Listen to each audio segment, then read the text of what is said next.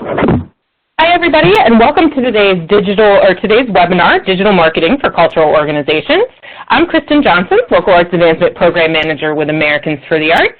We've got a great program planned for you today, and I'm excited to introduce our speaker, but first, a couple of quick reminders.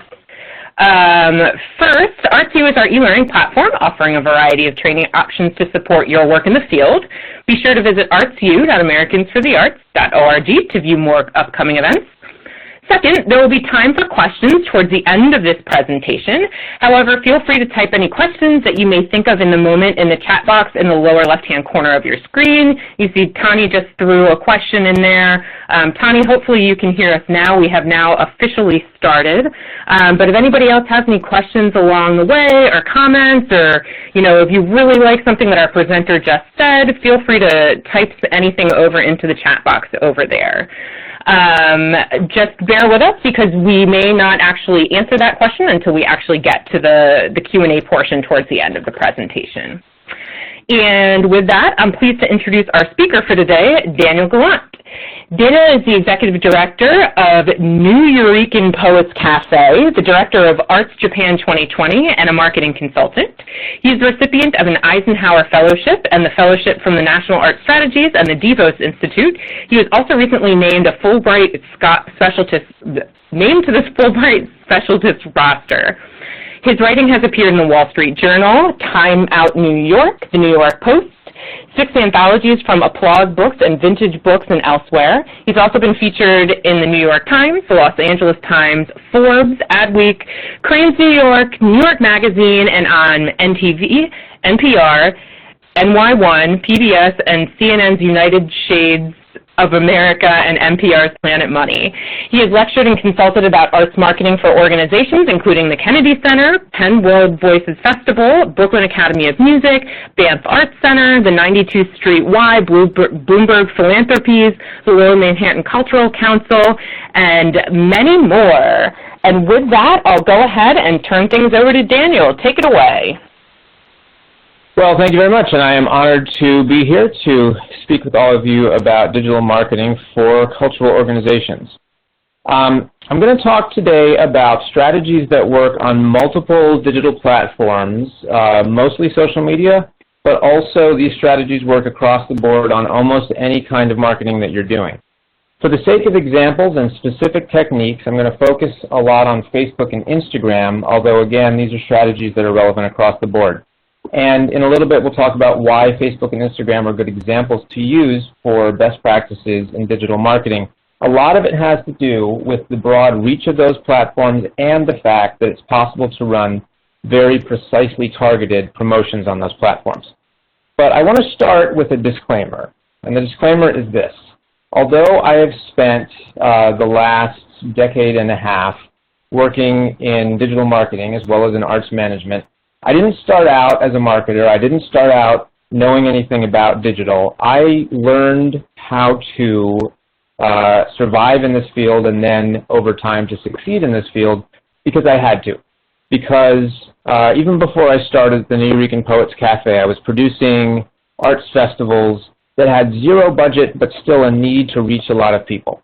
And what I found through trial and error was that digital marketing resources, and social media in particular, offered the most affordable, most cost-efficient, most far-reaching way and the most impactful way to market programs and engage audiences. So everything that I learned I did through trial and error. I studied a little bit, I read up on best practices here and there, but I mention that up front because if any of the content that I'm going to go through in this presentation seems intimidating, seems complicated, seems numbers heavy, I will tell you it is all learnable, it's all doable, it's all feasible, it's all within reach of anyone who is enthusiastic about the programs and the institution and the organization that they're promoting, and anyone who takes the time to learn and through trial and error to test out these resources. So let's get started with a few introductory points.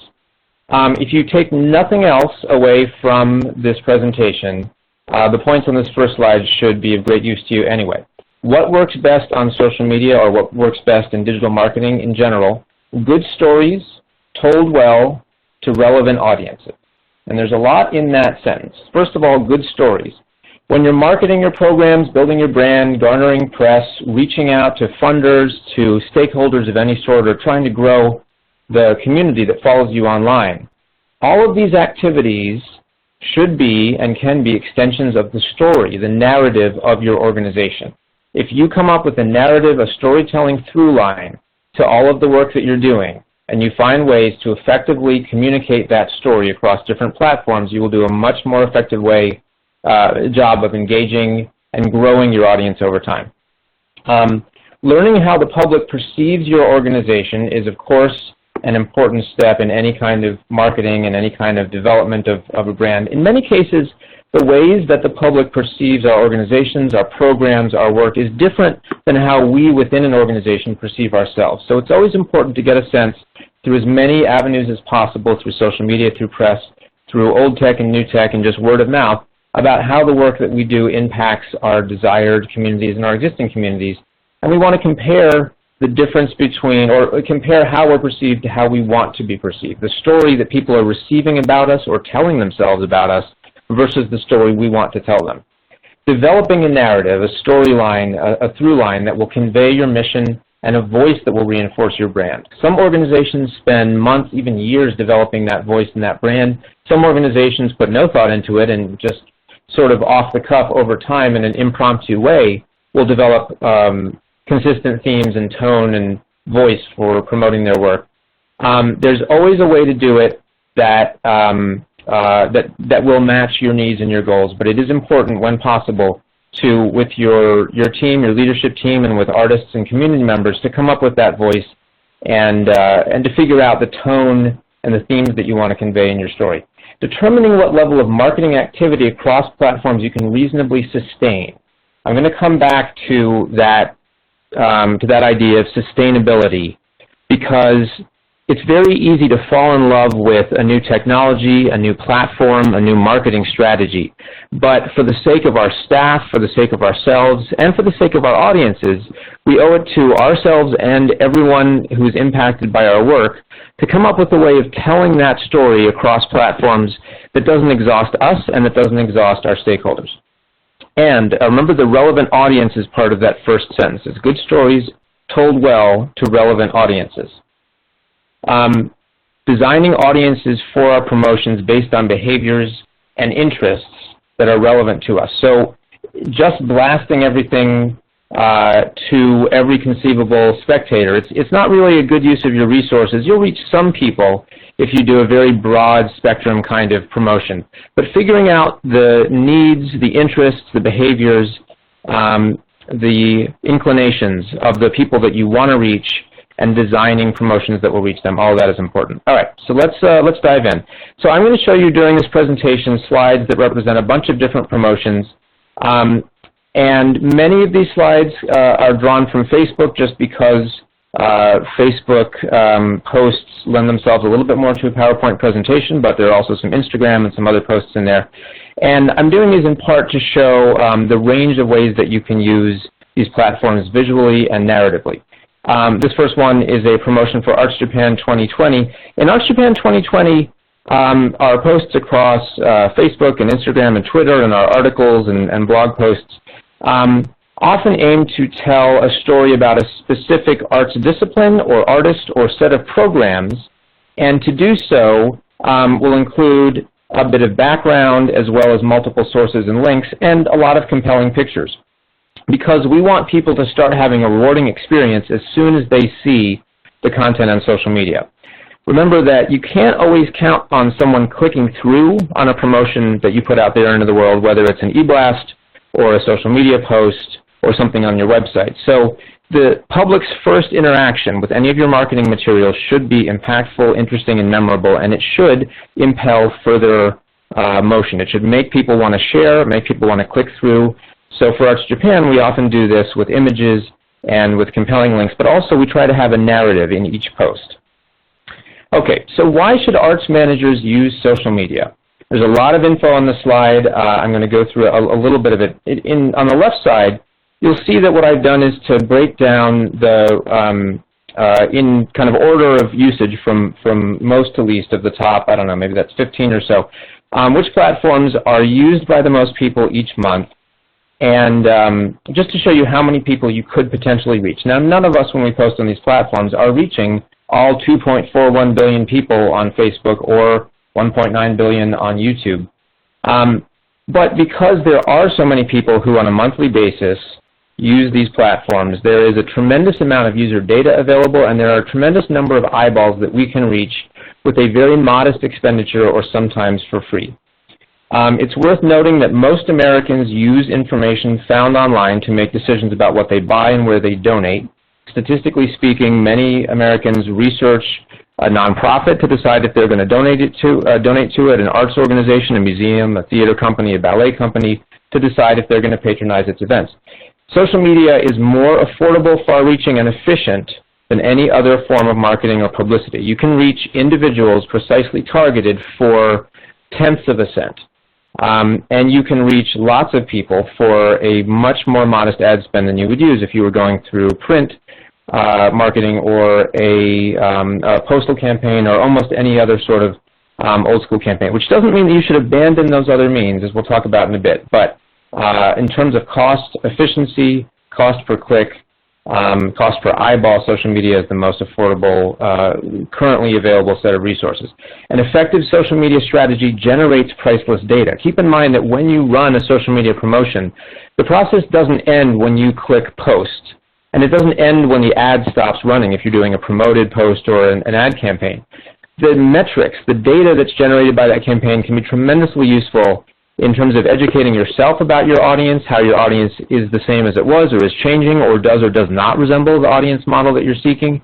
It's tremendously useful to have that data if you want to convince sponsors or funders to support your programs. It's useful for press outreach to be able to say, hey, our promotions reach this number of people, and we're reaching people in these areas and these communities.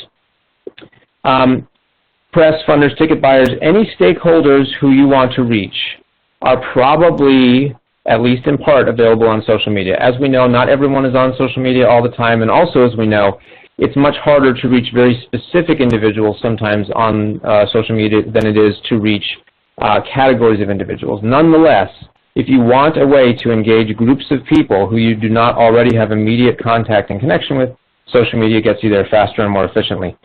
And most platforms, just as a side note, most of these platforms that you're looking at have grown their user base. However, it's worth noting that if you have a Twitter or LinkedIn-focused presence, just keep in mind, Twitter and LinkedIn have actually slowed down in terms of the number of users they're adding.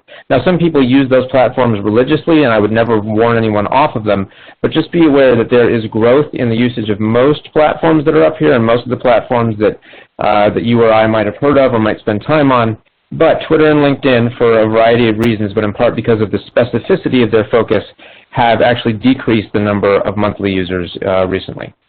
Okay, here's another example of a promotion that I did for the Penn World Voices Festival. In this case, notice that this post is rich in names, in links. I've tagged a number of artists who were part of the festival. We have pictures of some of the most celebrated of those artists. The intention here is to sort of demonstrate an embarrassment of riches. There are all these fantastic speakers and artists and authors who are involved in this festival, and also to put some faces to names and to encourage click-throughs, but also just to encourage a general sense that this festival, which ran this past spring and runs every spring, is a fertile ground for ideas and for culture. And sometimes, even if you're not driving people to a specific ticket purchase page for a specific event, you're still doing what you can to spread the general word about the mission, the goal, the themes, and the atmosphere of your program or your organization. Okay, some thoughts about how social media boosts your brand, grows your reach, saves you time. Now, I'm assuming that everyone who's on this call is on this call because you already know social media is of importance. Digital marketing is valuable. You want to get better at it or just understand or plan what you're doing a little better. But often, if you are within an organization where you have to convince stakeholders to prioritize digital marketing, to spend money on digital marketing, to free up your hand to do some digital marketing, sometimes you need talking points. So these are some useful talking points to share with people within your organization, maybe your board, maybe your boss, maybe your colleagues, who might not be on board yet with social media. So effectively used, Social media engages relevant spectators, press, funders, bookers, but all sorts of stakeholders more quickly and less expensively and more efficiently than any other resource. Compelling social media content, this is a really important point, will cause or encourage your audience to do a lot of your promotional work for you by circulating your content to their own networks. For those of us who remember back when flyers and printed programs and mailers and full-page ads in newspapers were the only way, when basically print materials were how we reached audiences, we didn't necessarily know what impact those promotional techniques were having, but also we couldn't tell if people were spreading the word themselves about that work. But with social media, you can tell how viral your post is or how many people are sharing it. And, again, sometimes a very modest ad spend and very compelling content creates a positive cycle in which your friends, your fans, people who follow your work online will continue to do your work for you. Impactful social media content encourages loyalty and grows your audience. If you make people allow people who are following you on these platforms to feel like they're part of your organizational family, like they're seeing behind-the-scenes stuff, details about your organization they might not otherwise know, they're going to be a lot more likely to engage with your work more often, to feel like they have an actual stake in your success. Social media reduces the need for printed marketing materials. It is environmentally sound, relatively speaking, and keeps your costs down. The metrics generated by social media are priceless and useful for grant requests. I've been on a number of grant panels that have accepted social media metrics in lieu of or in addition to other metrics about audience statistics, about the reach and engagement that an organization can generate with its promotional materials. And impactful social media leads to press coverage. There are a lot of members of the press who will make decisions about what to cover by what they find online. It's happened many times for the organization I run and entities that I worked with, that you post something online, and if it's interesting enough, in an hour you get phone calls and emails from press. Another post from Arts Japan 2020, again showing the use of colorful imagery, showing the use of storytelling. We're telling the story of this arts discipline that not many people have heard of, and then we have links to several different articles that provide further information. So someone just seeing this post will automatically get a lot of content right up front, but we're also giving a variety of different links. Not too much. We don't want to overwhelm people, but we do want to offer ways that people can learn more about this discipline, so we do that by tagging articles. And notice also we're using bit.ly. We're using a shortened, abbreviated URL so that it doesn't, take up the entire size of a post. Okay, why don't more arts entities prioritize social media? Now, I'm guessing that some of these reasons will be familiar to you, but it's just worth noting anyway. Large institutions, large organizations, both within the arts and outside, will often be reluctant to fully adopt a new technology. Even though everyone knows that social media reaches a lot of people, still, the larger the organization, sometimes the more reluctant it is to really prioritize social media or trust it, or to trust the metrics that it generates. Similarly, large organizations are often reluctant to abandon their long-established marketing strategies, especially if there's a senior member of the staff who may be engaged in or have adopted or be overseeing that kind of more established traditional marketing strategies. Totally understandable. Often, a lot of organizations, and this is really something to watch out for, entrust their social media responsibilities to junior staff, to an intern, to someone who was just hired, or to consultants who are unfamiliar with the brand or the culture or the story of the entity. Now, as a marketing consultant myself, far be it from me to say that marketing consultants should never be used. However, it is very, very important in any organization to have ongoing communication and supervision between staff who've been there long enough to know the values and the storyline of the organization, and either junior staff or consultants. Junior staff may know social media very well, but they might not be familiar with those aspects of the organization that existing stakeholders and audiences care about. Large organizations often underfund social media and don't invest enough time into developing target audiences. Just posting stuff won't necessarily work. You really do, as we'll see in a minute, have to target it to interested and relevant audiences. And this is a hugely important one. Layers of bureaucracy at large organizations tend to obstruct or tie up online communications. If you need 12 people to sign off on a tweet, probably by the time that the tweet gets to the 12th person, it will no longer be relevant. You don't want to have someone disconnected from the larger infrastructure of the organization who's doing all the marketing, but you also don't want to have so much red tape and bureaucracy that the social media feed can't breathe and, in a moment-to-moment or at least day-to-day way reflect the brand of the organization. Small organizations are more likely to adopt social media out of necessity, more likely to engage senior leadership in social media actions, often because the senior leadership is, a large percentage of the staff. And more likely, small organizations will more likely analyze feedback, experiment with online strategy. As I mentioned earlier in my opening disclaimer, when I started as the executive director of a small organization, and before that, when I was running small festivals, out of necessity, we did all of these things. We adopted social media. I was very involved with it from day one, and we did analyze feedback. However, small organizations often still do underfund campaigns because, just like with large organizations, they're nervous about investing too much. Okay. This is an ad that did pretty well for the cafe. What we will often do with weekly or monthly posts that we turn into promoted posts that we run in order to sell tickets is that we'll tag a couple of artists and we'll feature links to 2 or 3 shows that we really want to make sure that people know about and that we think are very promising and that we want to grow exposure for. And sometimes we'll start those out as posts that just exist for a little while, but if it's a show that's running, if it's a performance or a production like Ishmael Reed's play that has run on and off for months, if it's a weekly event like the Friday Night Slam, then we'll put some more juice behind it, some more money. We'll run it to a targeted audience over a longer period of time. Okay, who should manage social media activities? So there are a bunch of ways to organize and distribute social media activities and digital marketing among one's staff, but senior leadership or other longtime stakeholders, could be mid-level leadership, could be board members, are best positioned to ensure social media communicates the history, the priorities, the values, the traditions of the entity. But it is also good to have dedicated marketing staff. If your organization is large enough to have dedicated social media or digital marketers, it is enormously valuable to have someone or several people on staff who can do that work, because you do want social media to be responsive to your programming, responsive to current events, responsive to the needs of your audience, and to changes in your schedule. And sometimes it's difficult for senior leadership to be able to be invested enough and to pay enough attention to maintain those threads. So it's important to have leadership approval of new social media content, but it should be swift.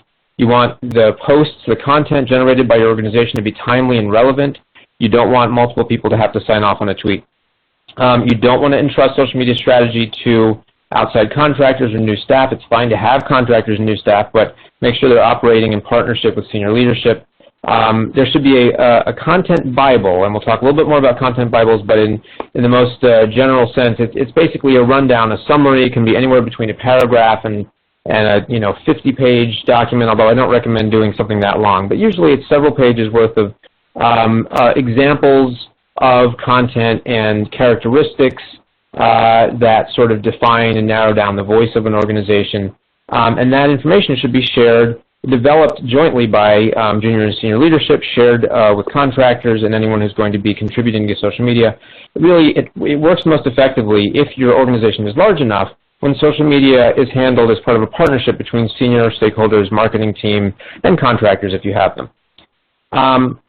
Okay, this is another, so this is a view that shows a lot more information, a lot more insights about a post. And on Facebook offers more insights than any other platform, but Instagram is close.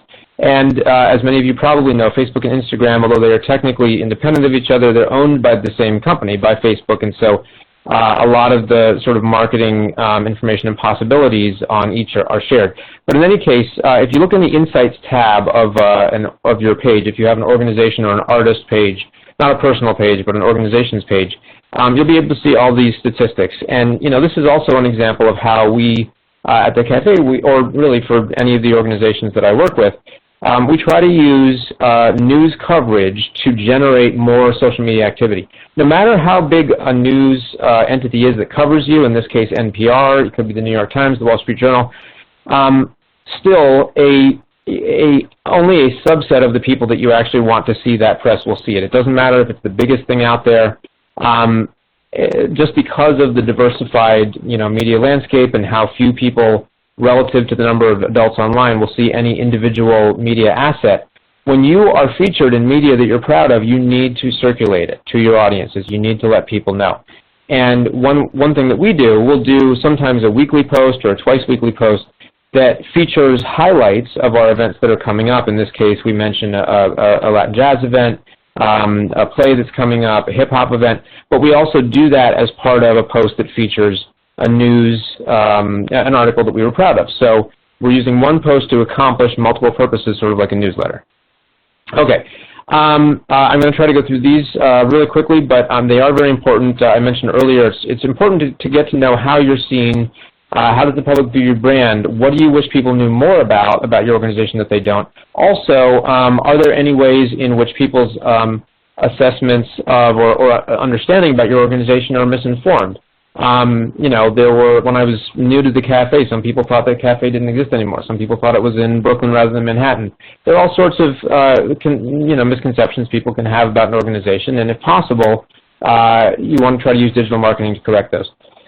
Feedback loops, hugely important. I mentioned earlier that the digital marketing campaign does not end or become less relevant just because you've posted it, you've hit post, or your ad spend has run out. The metrics that those campaigns generate are hugely useful. You have to look at those metrics and consider what has changed over time as you've been posting content. What sorts of content are generating most enthusiasm? What sort of content is not generating much enthusiasm?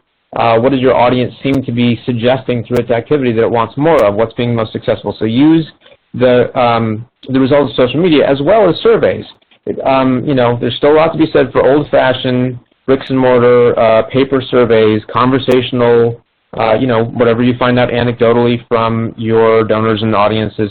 But use all that information to subsequently change and update your results. Ask for feedback. And it's just generally true. You can learn more from failure than from success. Success is great, but also figure out where you're falling short and try to figure out how you can adjust your subsequent efforts accordingly. This is another slide, in this case, that it shows a lot of statistics about our organization and also demonstrates some of the values of our organization, and it includes links to a lot of, or to some of our upcoming events, but it shows members of our staff and our community and artists from our cafe marching in the Puerto Rican Day Parade.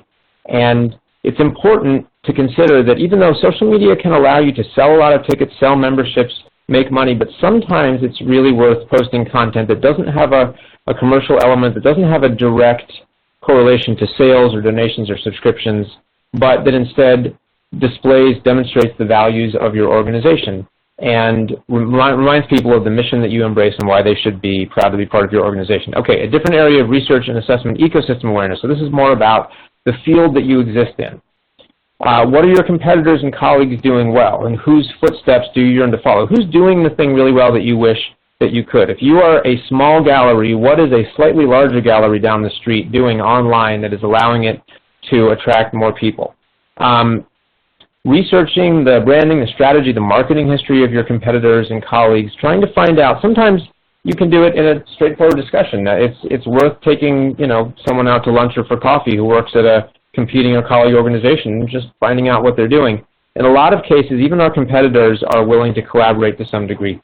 But also you can learn a lot online. Facebook allows you to compare the results of your posts to those of other organizations that you follow. It's also just very easy by going through other organizations' feeds to figure out what they're posting that's doing well or isn't doing well. Don't be intimidated by numbers, which I know in a presentation where I'm talking a lot about numbers may seem a little bit ironic, but it's very easy to envy or feel intimidated by the reach or the engagement numbers of another organization. But every organization is chasing a somewhat different goal. If learning that another organization is reaching more people or doing more of what you wish that you did allows you to succeed more, if it gives you encouragement, if there's a way that you can use another organization's success to set higher goals for yourself that are achievable, go for it. Otherwise, don't even worry about it. Organizations get to whatever numbers and thresholds they get to in a variety of different ways, and you have to find yours. Other organizations' success does not limit or diminish yours. Okay, this is an op-ed I wrote for the Wall Street Journal about social media marketing, and there's a lot in it, but the points I've highlighted, the key to social media influence is not having the deepest pockets or the best content. Just because you don't have billions of dollars or even tens of thousands to throw at social media marketing doesn't mean that you can't have a very effective set of campaigns. There is a discrepancy between all of the people who absorb free content and the relatively small number of people who will pay for their content to be prioritized. Basically, what this article gets at is the idea that the more you target your audience, the more minutely and astutely you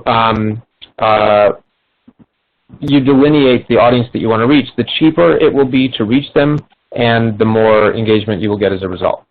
And I'll show you some numbers about that in a minute. But before we get to that, let's look at some basic elements of social media strategy. One of them is relevance, which makes sense.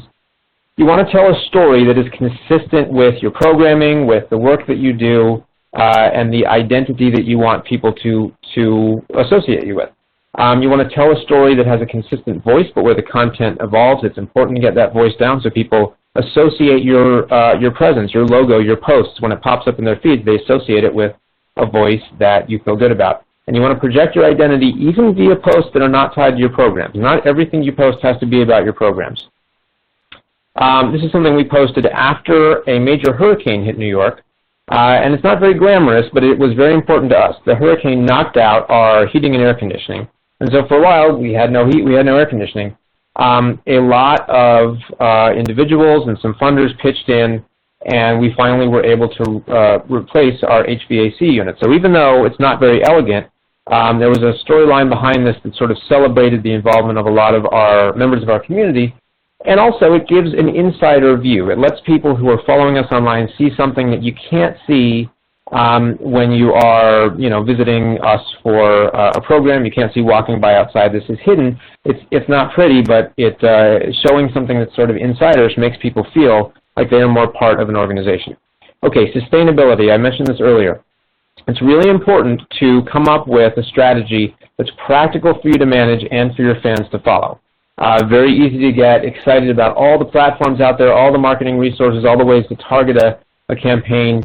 A lot of organizations, once they decide they want to boost their online following, their online presence, will go overboard for a couple weeks, a month, maybe even a quarter, and then at a certain point fatigue sets in. And when fatigue sets in, it's not just that the marketing ramps back a little bit. Sometimes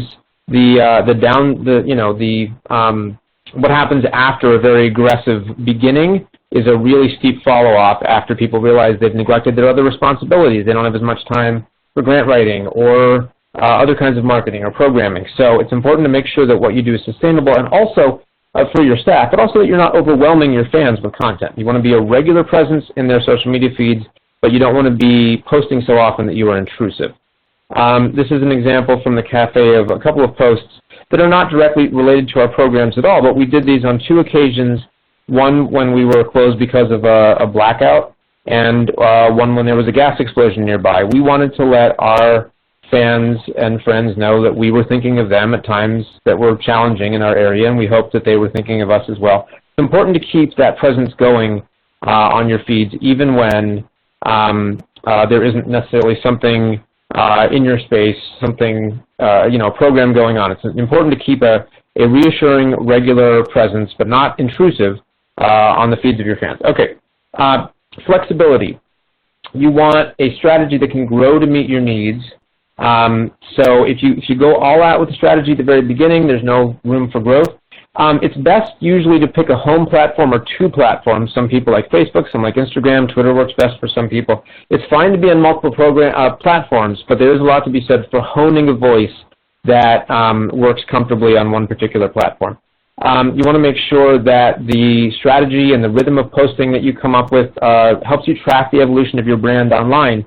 Remember this idea of telling a story through multiple posts over time. You want to make sure that you're telling a story that when you look back on it, you can see how your brand has evolved, how your programs have been communicated, how there's been consistency. And also, it's important that if you are open to sponsorship and cross-promotion with other organizations, which can be a really good way to reach more people and expand your organizational family, you want to make sure you leave room for that in your scheduled posts and in your content Bible. This is a post for Arts Japan about an upcoming fellowship opportunity. It celebrates some of the values of the entity. It allows its followers access to a relatively unique funding opportunity, kind of lets them know about it before other people know about it. It's colorful and informative and upbeat, and it conveys the general themes and motifs and mood of the organization. And interactivity. Now, of course, to an extent, interactivity is something we take for granted when it comes to social media, but there are different kinds of interactivity. I always recommend that an organization, whenever possible, make sure that its posts add value to the experience that fans have. Sometimes that value comes from sharing an interesting picture, a backstage experience, something that shows artists putting together an exhibit or a show. Sometimes it's a feature about what an artist associated with the organization is doing in the rest of their lives. It doesn't necessarily have to be focused on a program the organization is doing. You want to allow for and encourage feedback from your fans and pay attention to that feedback and be aware of what it tells you about what you are doing well, what you could be doing better. You definitely want to highlight interactive and crowdsourced elements of your programming. We have found, now not every organization has programming elements that are interactive and crowdsourced, but for the organization I run and those I consult with, I've consistently found that when the program that you are doing involves feedback from the audience, involves some element of crowdsourced content, poetry slams or open mics are among the examples of this, where the crowd is involved, the audience is involved in the creation or the judging of the art, that invariably those sorts of experiences seem to do better on social media than ones in which there is a fourth wall and all content is going straight from the artists to the audience or artists to visitors. So for whatever reason, there does seem to be a lot of resonance between interactive or crowdsourced programming and social media effectiveness. Any communication with your fans should suggest an action that your fans can take. That's always a good thing to do. Try to engage your fans not just as passive observers, but people, try to get them to share, to click through, try to create and share content that is engaging enough that people will want to do something when they see it, will want to learn more, will want to share it with their fans, will want to click through. Drive fans sometimes to website and ticketing pages, but provide more than just event updates and offer content people want to share. This is a post about an article that features multiple festivals, New Year's festivals around the country.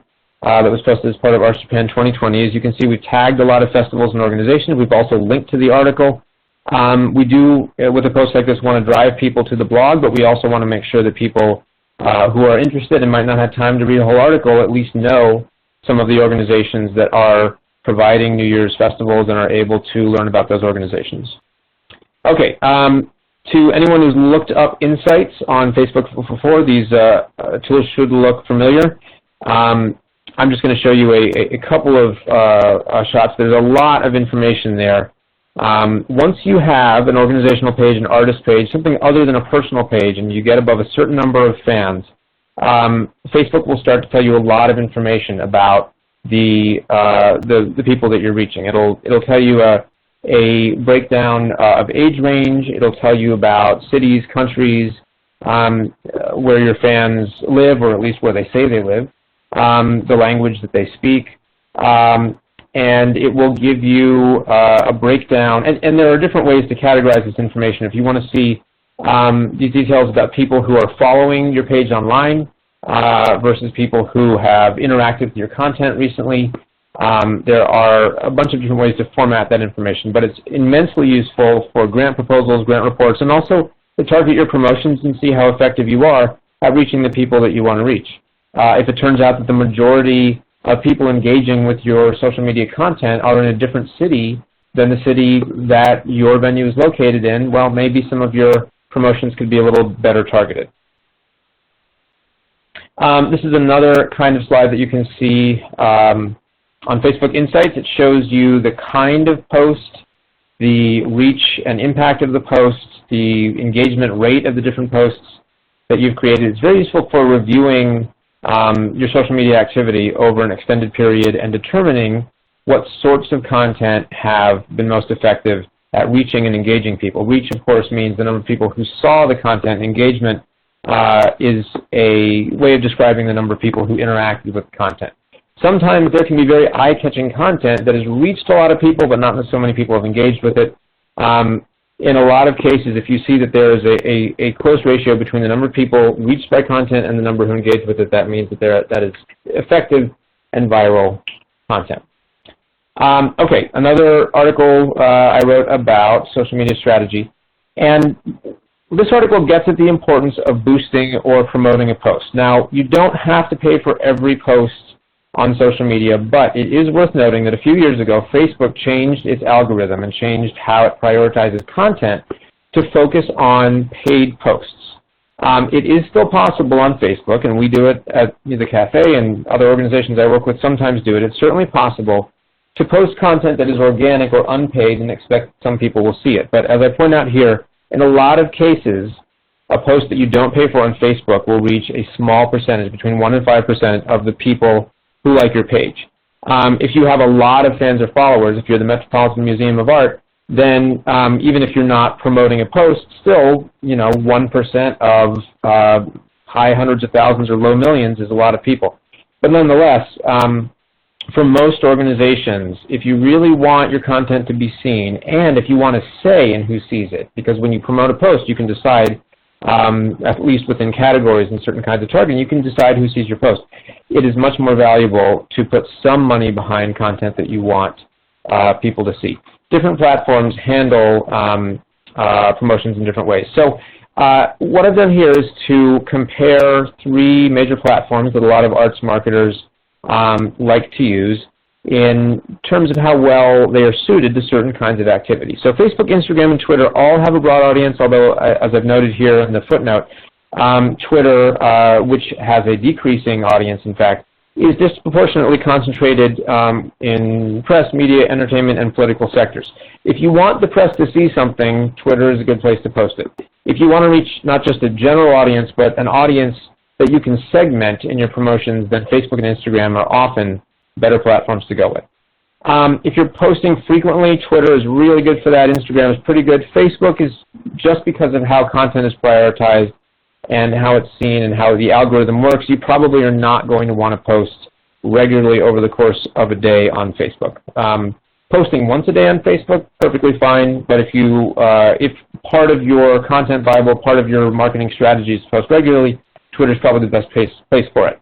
Facebook and Instagram are the best for targeted promotions. You can do targeted promotions on Twitter, but there's a lot less information available about the people who use Twitter, and the marketing and promotional muscle of Twitter is a lot less sophisticated. So when you're looking to do targeted promotions, Facebook and Instagram have enormous amounts of data about the users, which in certain ways is kind of creepy and has raised privacy concerns. But as long as you are circulating benevolent information about arts programming, you might as well avail yourself of those resources.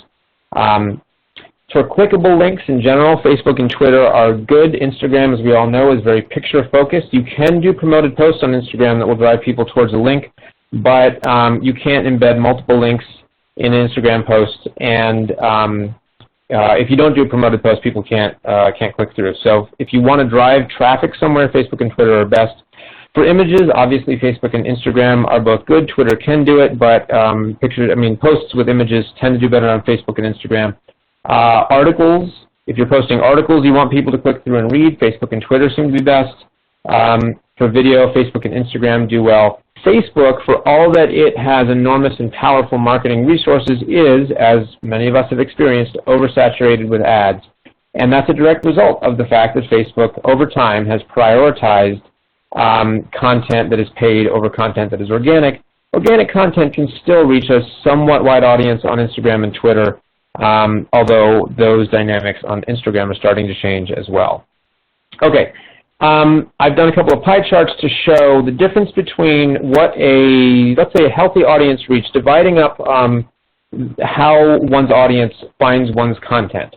It used to be that Facebook was the biggest player, and if you had a really healthy Facebook presence and a modest Twitter and Instagram presence, you were probably doing pretty well. That's probably where you were going to find the majority of your prospective audience members, donors, supporters, etc. These days, with the growth of Instagram, I recommend aiming for a split that still favors Facebook but has a vastly larger Instagram presence, in part because many more people use Instagram recreationally. They might use Facebook for information purposes, to connect with specific people, for news purposes, but Instagram has really grown in its cultural impact. And now it's certainly possible to post on all three sites, but keep in mind it's really a good idea to try to tailor your content and your text to the nuances of each site. So just blanket posting the exact same thing on all three sites, all three platforms, is not always a great idea. Okay, these next two slides demonstrate one way of showing the performance of different sorts of content that you're using. So these were some pie charts that we used for the cafe to show how our posts were distributed by category. You see different slices of the pie representing different sorts of posts that we did, a promo flyer, something about an event, or a fan share. This pie chart shows how we distributed our posts, but the next chart shows the actual amount of engagement we received for each of those posts. So as you'll see, the segments are not exactly the same, and this is one of the reasons that feedback loops and analyzing metrics are so important. If you find this bar graph compares the results of those two pie charts. In those cases where the engagement outperforms the percentage of posts in a category, that means that the posts are overperforming. Maybe we should do more of those. On the other hand, and that's true in the case of, for instance, events and fan shares, where we had engagement that percentually that outstripped the percentage of our posts in that category. On the other hand, if you're posting a lot of stuff and you're not getting so much engagement per post, maybe that's an area you want to reduce. Okay, and just so you can see, sometimes this sort of chart is useful for convincing stakeholders within an organization to spend money on social media. I would never claim that every dollar spent on a Facebook or Instagram promotion leads to a boost in ticket sales, but as you can see, over a 6-month period, and I could have chosen any 6-month period and you would have seen a somewhat similar correlation, there really is a direct correlation between the amount that we spend on targeted posts, not just blanket posts that go to everyone in the universe, but posts targeted to people who we think have a specific reason to be interested in our work. Direct correlation between that ticket spend and between that ad spend on Facebook and ticket revenue. Okay, these are a couple of sample audiences for paid posts. There is no right or wrong way to delineate the audience for an ad campaign or a post. These are just a couple of ways to do it. But note what we've done in these. So these were for Penn World Voices Festival earlier this spring. So we chose a general geographic area, New York, and we chose 3 different boxes. So 3 different categories of characteristics, which narrows down the number of people who are going to be reached by these promotions. So for the first one, the 2019 Third Festival target audience, someone would have to be living within 50 miles of New York, be in the age range of 18 to 65, and match at least one of the characteristics in each of these lists. Must be interested in one of the items in the first category, the second category, and the third category. That level of specificity means that the audience you're reaching has, in a sense, had to pass several different tests in order to be considered relevant to your to the promotion that you're running.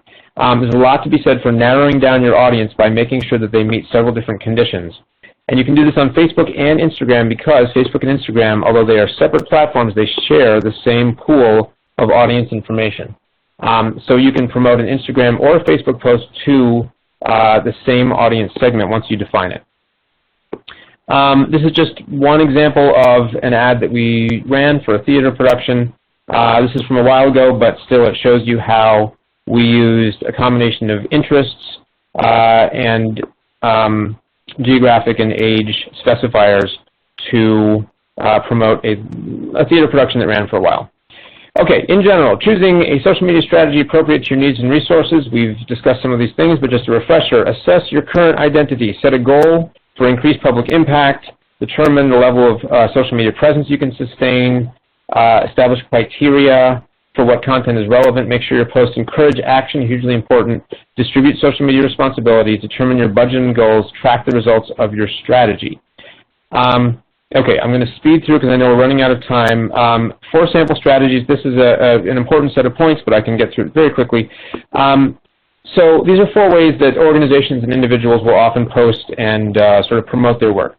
The message in the bottle strategy, these are just names I came up with for certain patterns of communicating.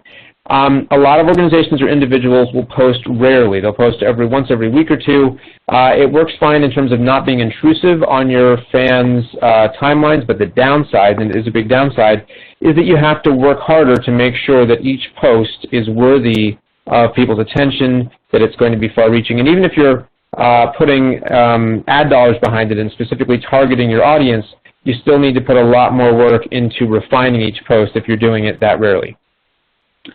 Machine gun, this is the opposite strategy. A lot of people do this on Twitter, posting over and over and over again. Some people do this on Instagram as well, sharing information from other sources, commenting on news or cultural stuff. It's great in terms of reaching a lot of people, but it has a huge downside, and that downside, as you can probably guess, is that you exhaust your audience, and sometimes people see you as a news source or an aggregator or repeater of content rather than a creator or disseminator of content or programming that is personal to you. So you do run the risk of causing people to either ignore you because you're doing too much, or to stop thinking of you as an arts or cultural entity or individual. Drum solo, a lot of organizations and a lot of artists do this. You post sporadically until you have an event, a program, a publication, something big coming up.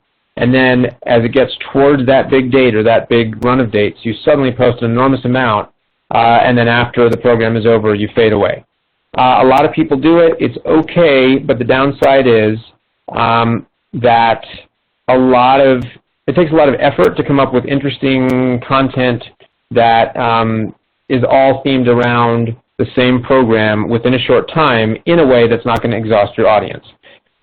What I recommend is, instead of doing the drum solo, instead of doing sporadic posting and then at the last minute during a program or right before doing a lot of posting, I recommend what I call batting 500, which is if you are let's say, a high-volume individual organization, you're doing programming every day, you have a lot going on, you post every day on whichever platforms you prefer, but only 1 post per day, only 1 Facebook, 1 Instagram, 1 Twitter post per day.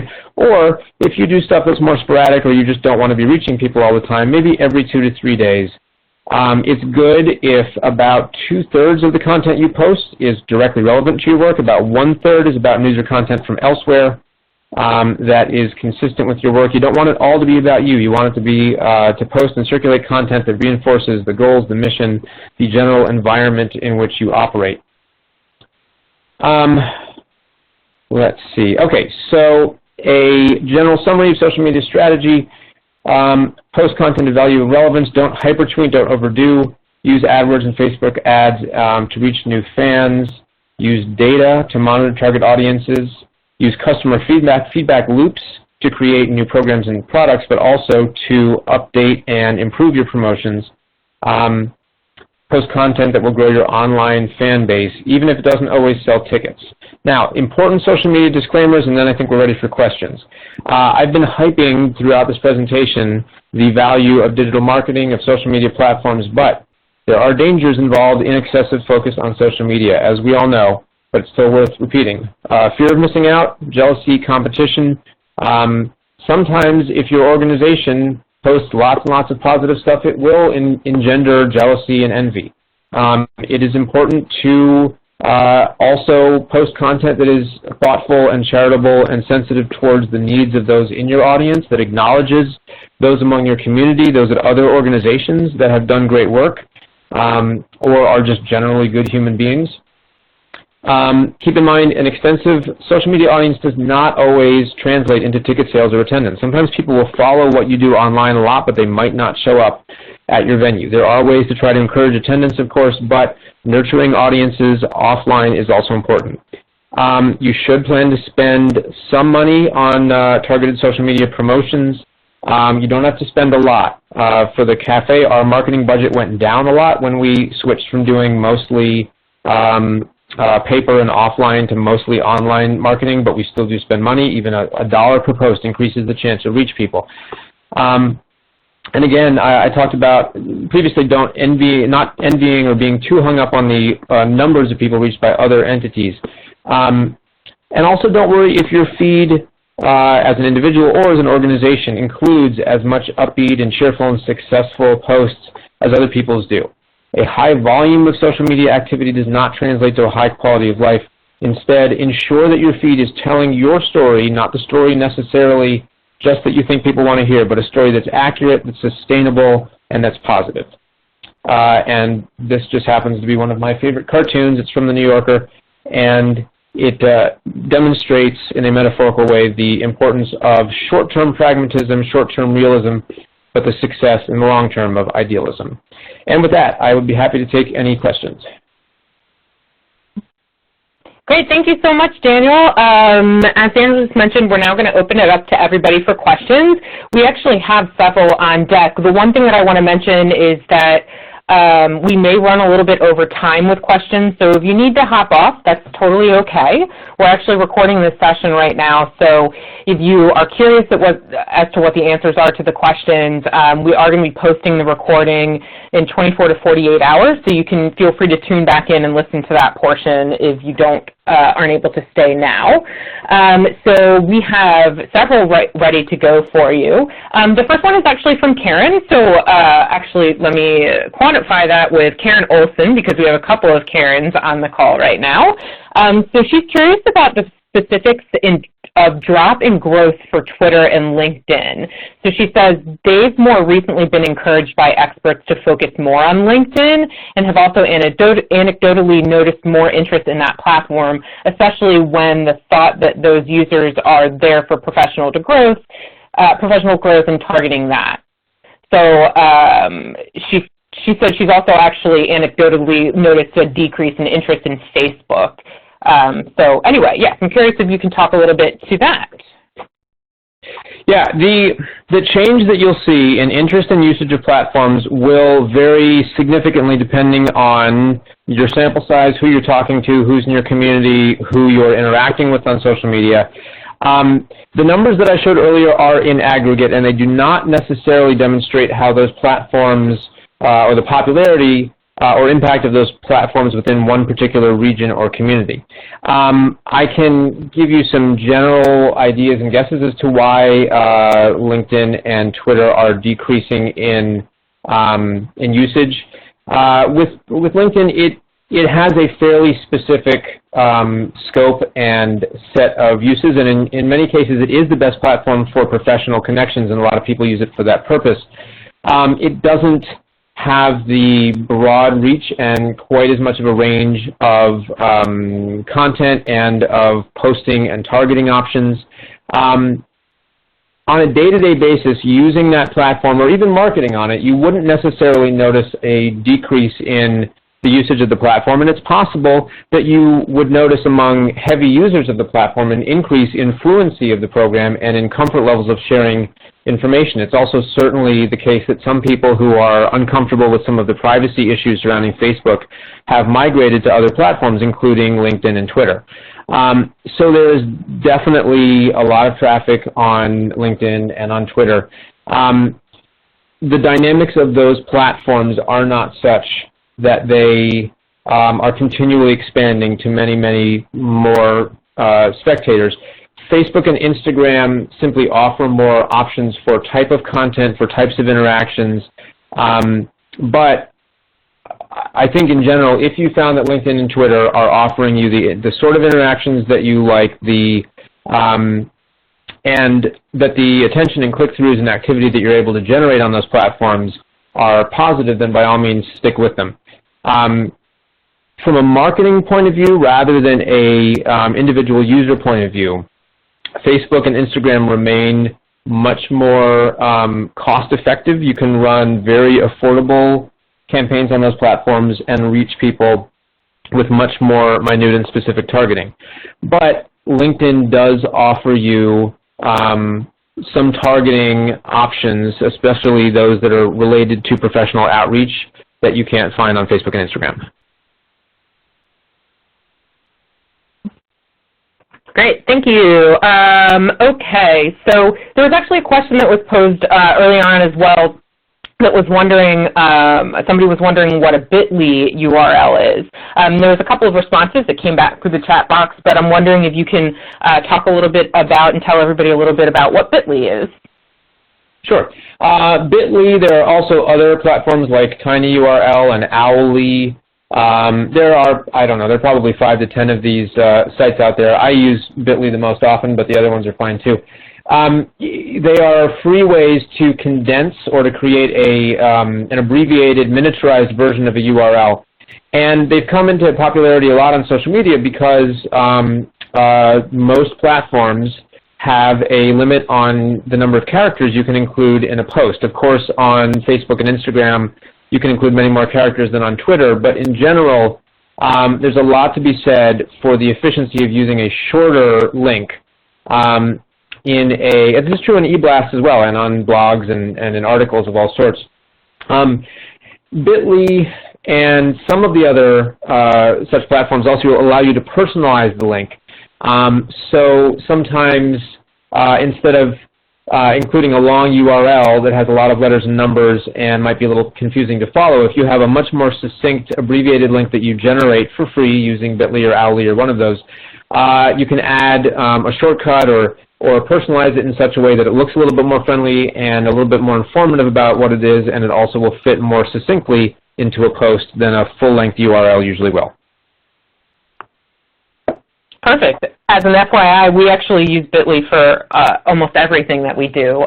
It's a really, really useful website and tracking metric, so definitely recommend. So Miranda had a question. She was wondering, do you find it more effective to link the button to the ticket site or to a home page of the organization when you're boosting posts for a specific event? That's an excellent question, and I think it depends a lot on how many programs the organization is featuring at that time. So an organization that has a website rich with links to content and links to tickets might want to post content that is linked directly to a ticketing page for one specific program. But as you saw in some of the examples that I included in this presentation, we at the cafe will often do a weekly promoted post that hypes 5 or 6 different events. And what we'll sometimes do is include within the text of that post bit.ly links to the ticketing page for each of those events, but the post itself will link to our general website. So there isn't a right or wrong answer to it. I would say the more complex or full of content and links to your website is the more likely that you want your posts to go to a specific ticketing page. But if you have relatively few programs on your page, or if you are trying to direct people to multiple programs, sometimes you can send them right to your page. And remember, again, you can always include links in the body of the post if you want to let people know about multiple things at the same time. Perfect. Thank you. I'm actually going to go a little bit out of order because there's one question in here that will help tie in with some of the other questions that are on there. So somebody was wondering what exactly boosting does. What exactly boosting does? Okay, so boosting is a fancy or slang way of saying that you are adding promotional impact to a post. So let's say that you posted something on your Facebook or Instagram feed, but you wanted to reach more people.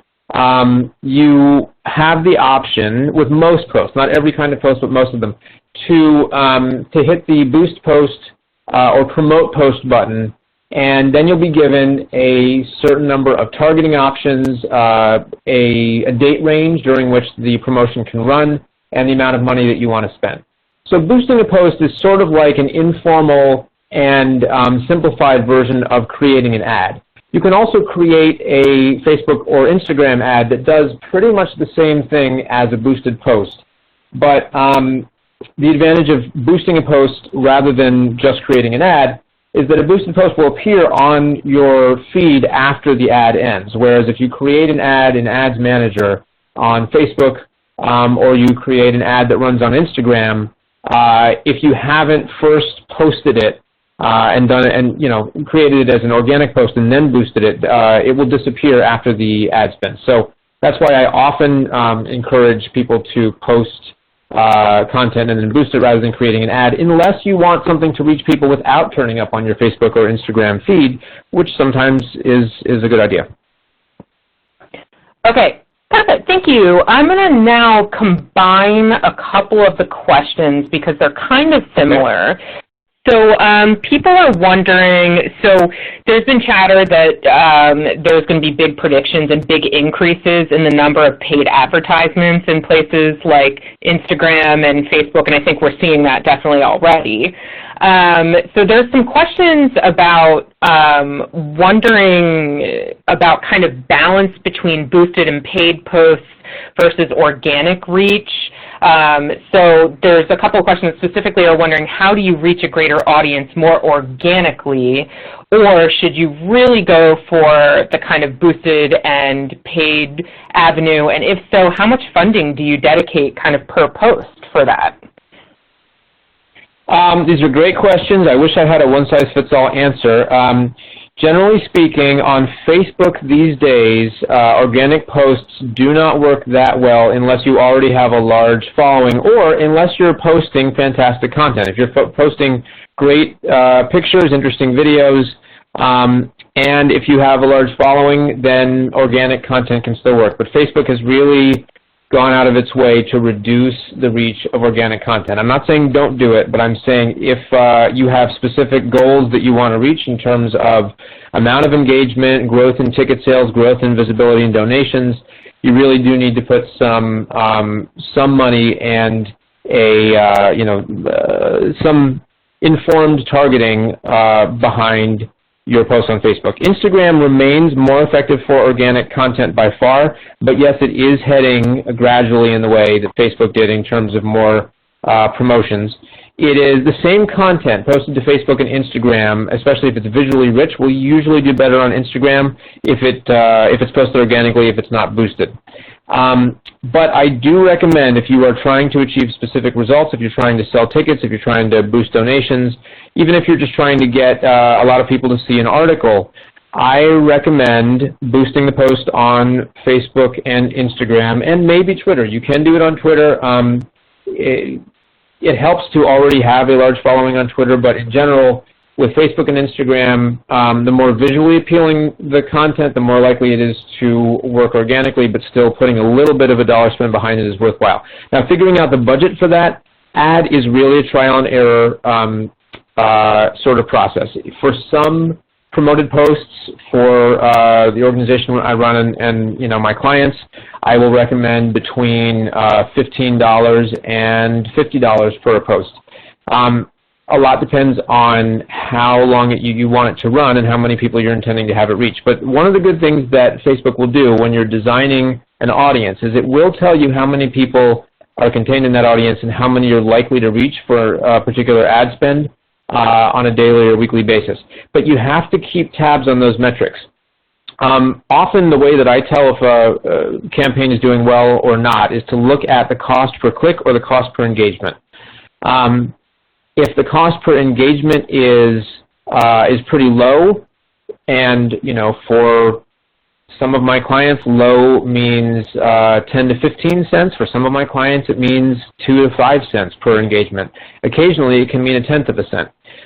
But over time, if you see that your campaigns have a decreasing cost per engagement or cost per click, that often means that you're doing a good job of engaging the audience that you want to engage, or at least there is a good ratio between the cost at which you're reaching people and the cost that impels someone to engage with the content. It's hard to define what is a good budget for an organization. I will sometimes go through a lengthy forecasting process with a client to figure out how we can reach their goals, but there's almost always a trial and error period in which feedback loops become very important, and we try to see what sort of content reduces the cost per engagement and leads to a greater number of likes, click-throughs, shares, and other measurable engagements per dollar spent. So there's a lot of trial and error to it, but the good news is it doesn't cost much to engage in that trial and error. For $5 to $10 for a post that runs for a few days, you can at least get a sense of whether the audience segment that you've created and the audiences you've targeted are interested in your content. So I recommend starting with a small budget and really fine-tuning those metrics and paying attention to what your cost per engagement is, and then once you've changing around your audience to try to optimize those numbers. And once you find an audience targeting array that really allows you to reach a lot of people for a small ad spend, then you increase your ad spend.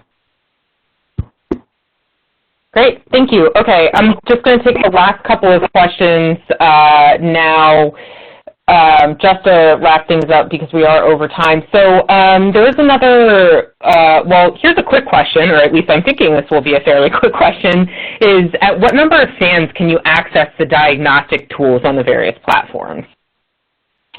Oh man, that is a great question, and I used to know the answer to it, and I don't now because I think the answer changed. I believe that for Facebook it is in the low hundreds, but I could be off about that. It is undoubtedly changed since the last time that I checked. And it might not even be that many. So I don't want to tell you the wrong number. I will tell you that it should be easy to find. I just apologize. It did not. I haven't checked up on that number recently. It's either the high tens or the low hundreds. And Facebook will usually give you sort of encouraging messages as you're getting close to that point. Okay, great. Clearly that answer was different from what I was expecting, which isn't a surprise because Facebook likes to change their algorithms what feels like every week. Absolutely. And I might be off about it, so I do encourage anyone who is interested in that to look it up. It shouldn't be hard to find. I remember that years ago when we were trying to find the threshold, it was pretty easy to find, but I just haven't looked it up recently. Perfect. Okay, so any advice or research about how to effectively approach doing posts bilingually, or kind of general ideas to increase accessibility to multilingual audiences in social media posts?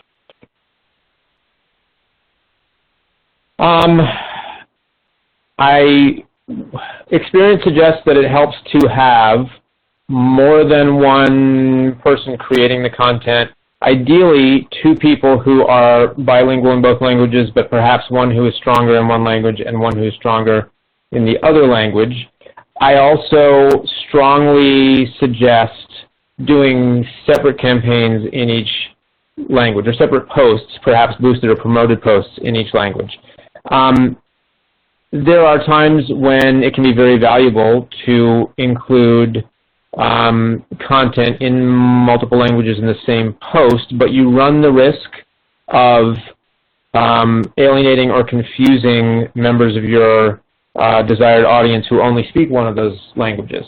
I have seen a number of organizations successfully navigate between posts in 2 or even 3 different languages, and sometimes the same content or similar content will be posted in the same day by that organization in 2 or 3 different languages. But generally speaking, having each post in only one language and having it posted by someone who is fluent in that language and targeting people who on Facebook and Instagram seem inclined or seem fluent in that language is usually a good step to take. I've seen organizations stumble by including too much content in multiple languages in one post. So I recommend splitting the content into several posts, 1 per language. Great. Okay, the last question. And I just want to throw out there that you can see all of the various ways where you can touch base with Daniel. So if you want to schedule follow-up, he is available for consulting as well. Quick plug for him. That's just saying that. So if you want to do a more in-depth plan and have some really in-depth questions, please feel free to reach out to him. So just the last question that I'd like to ask is, can you speak to the difference in Facebook stories versus Instagram stories? So Karen says she's been embracing the Instagram stories and have seen a lot of positive response to that, and the Facebook stories seem a little bit clunkier.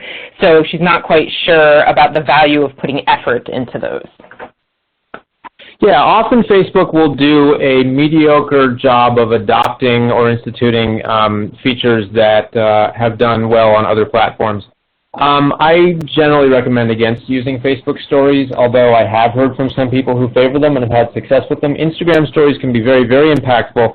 Just keep in mind that if you're going to use an Instagram story, it should be with the intention of promoting or calling attention to something in a very short period of time, which I know seems intuitive, but sometimes people are surprised by the fact that an Instagram story is only viewable for a very short period.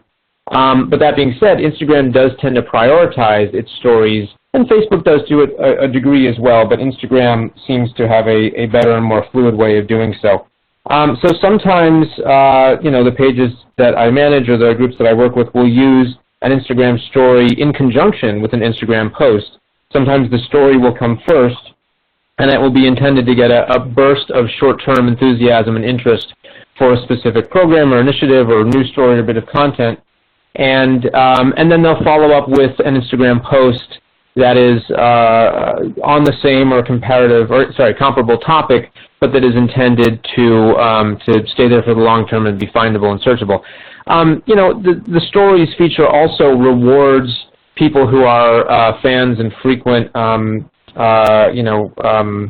people who regularly view or interact with content from your feed. So you're more likely to reach your regular and recurring fans and friends with a story than you are to reach, new people who aren't following you already. And again, if you are trying to reach people who aren't following you already, I think that's a great time to use a promoted post. But stories are good for engaging people who are close to you, following you, know your work and your brand already, engaging them for a short burst and letting them know about something that's just happened, that's about to happen, that's very exciting. And then you can always follow up with a more permanent post afterward. Great, thank you. So thank you for everybody that stayed on the line with us while we were getting through these questions. Those were a lot of really great questions and a lot of really great answers to them. So I want to thank you again, Daniel, for presenting for us today, and thank you everybody that attended today's webinar. Just a quick reminder again that we did record this webinar and it will be available for replay in about 24 hours or so.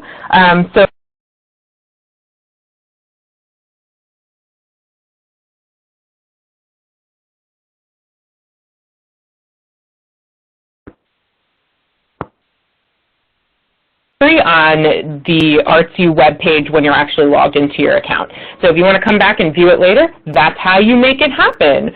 And thank you everybody again. We'll talk to you soon. Thank you.